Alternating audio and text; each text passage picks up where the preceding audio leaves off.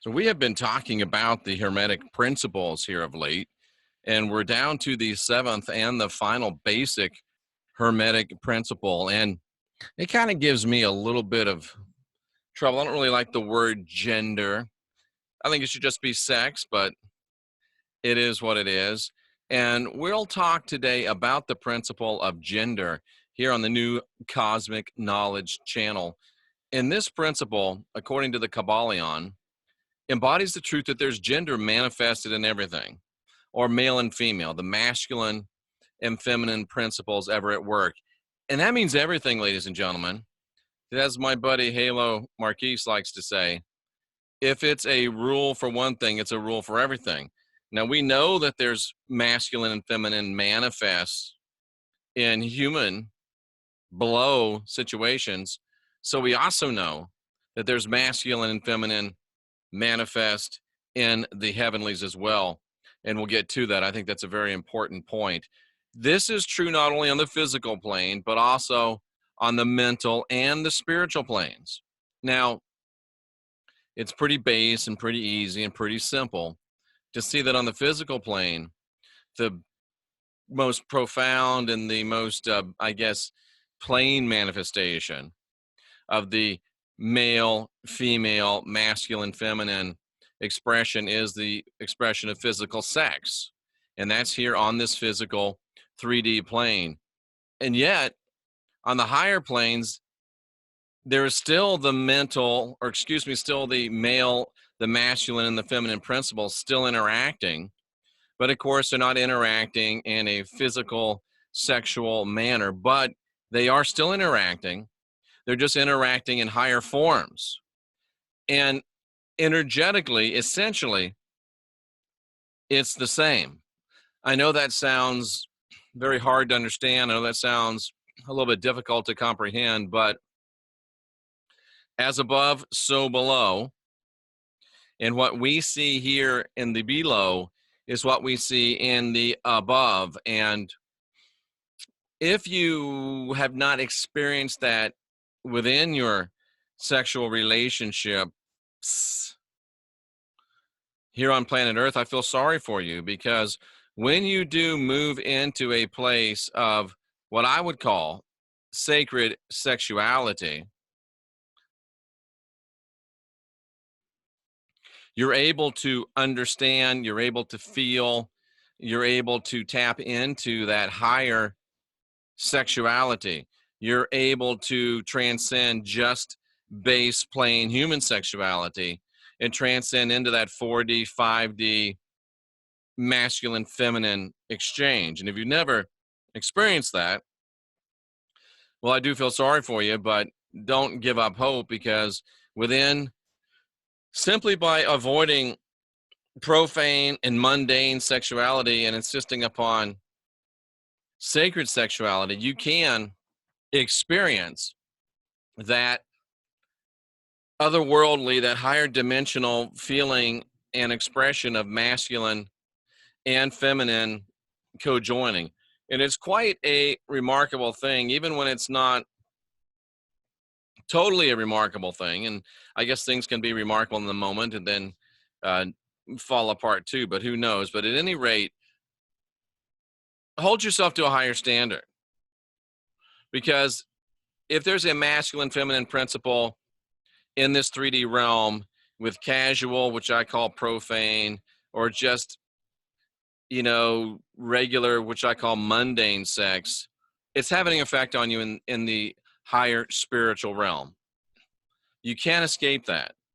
So whenever you're having sex with someone, you are affecting yourself, not only on a 3D level, but on a 4D, 5D, 6D, however many Ds there are, you're affecting yourself in that way. And know and understand, and be sure that you know and understand that you are taking on spiritual, you're engaging in spiritual energetic exchange, not just on this realm and all the creepy crawlies you can exchange in this realm, but also exchanging in the higher planes as well. Because there's no creation, physical, mental, or spiritual, possible without this principle, without masculine and feminine interchange and exchange. there's no creation possible. And with every masculine and feminine exchange, there is a creation. And that's interesting. And I didn't mean to turn this into a talk about sex, but think about that. Every time you have sex, you're creating something.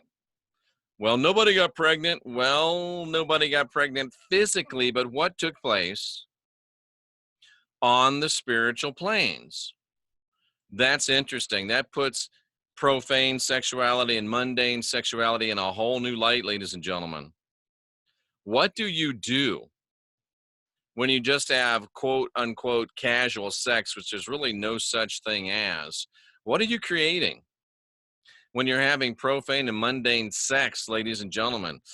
Wow, what are you creating? And should you uncreate it after you're finished that creative process? And you probably should avoid that creative process altogether. Think about what you're doing. Wow. Wow. That is profound. There can be no masculine and feminine interaction on this level that does not produce creation on some levels.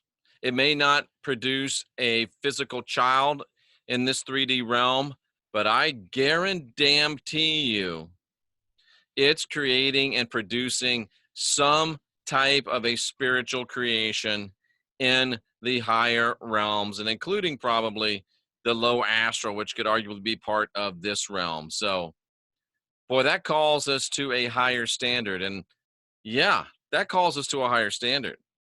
That calls us to think and to consider and to ponder what we're doing. It's not just having fun, ladies and gentlemen.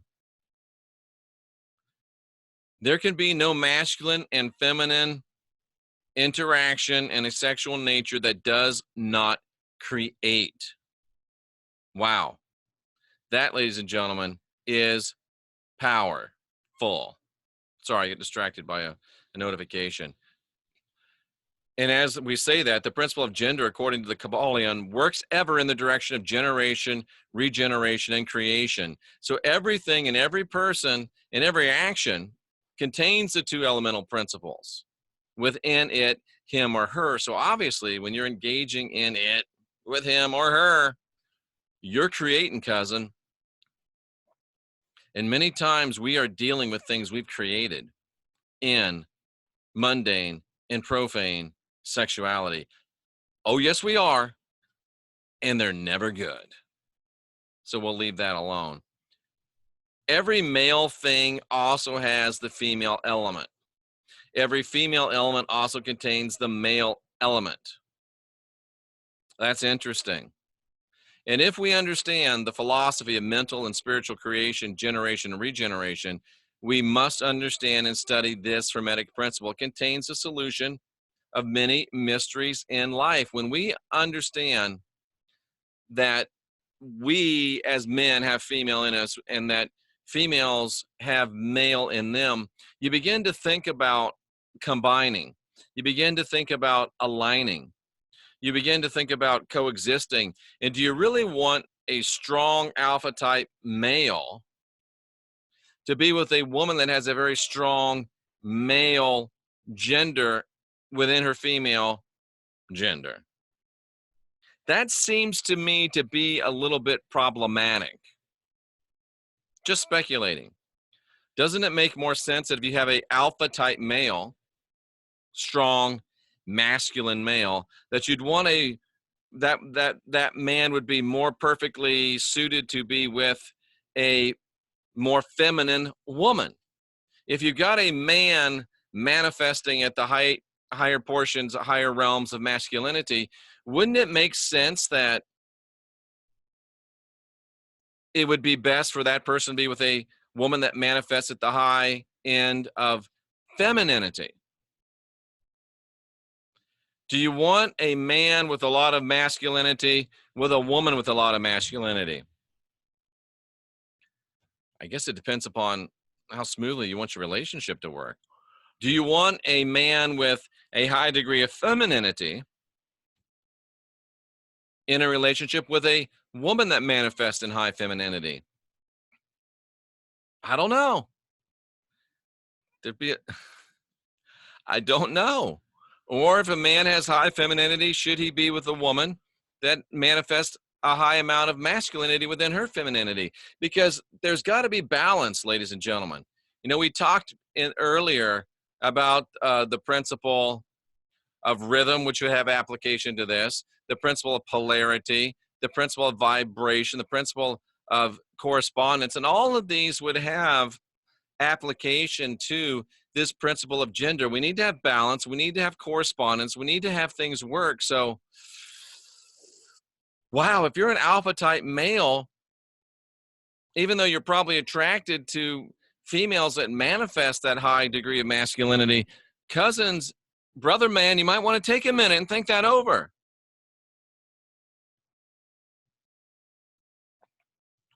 You might want to think about the rhythm and the balance. Ladies, the same way. Interesting things to ponder when we begin to ponder this principle of gender, ladies and gentlemen. Wow. Wow.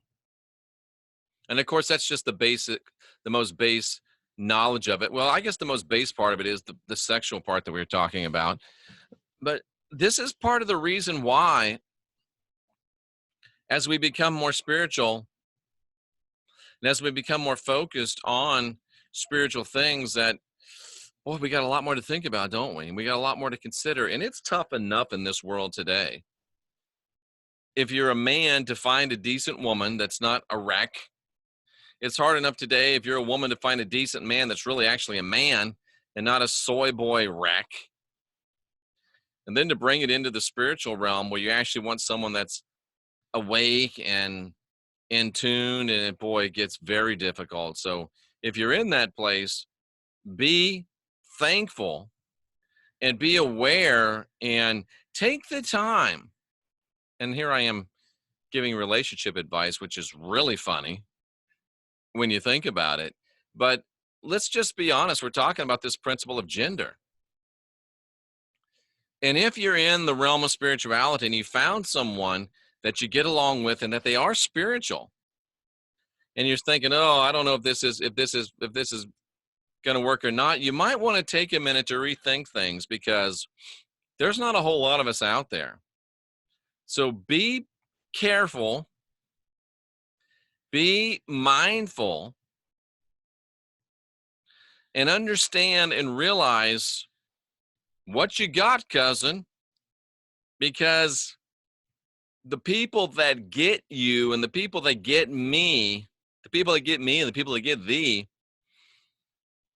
they can be few and far in between. So I'm not saying stay with somebody just because they understand who the Anunnaki are.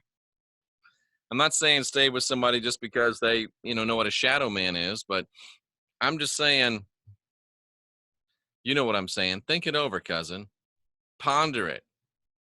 Because, yeah, it's interesting when we begin to think and we begin to measure and we begin to quantify, because this principle of gender, life is about this principle of gender.